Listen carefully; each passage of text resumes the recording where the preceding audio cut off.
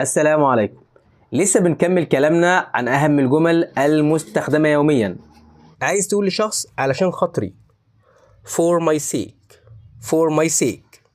عايز تقول لشخص مفيش مشكلة، no biggie. no biggie. عايز تقول لشخص هفضحك، I'll expose you. I'll expose you. عايز تقول لشخص انت تجاوزت حدودك معي، you crossed the line. You crossed the line. عايز تقول لشخص اعتبر البيت بيتك، make yourself at home. make yourself at home. عايز تقول لشخص عيب عليك، shame on you. shame on you.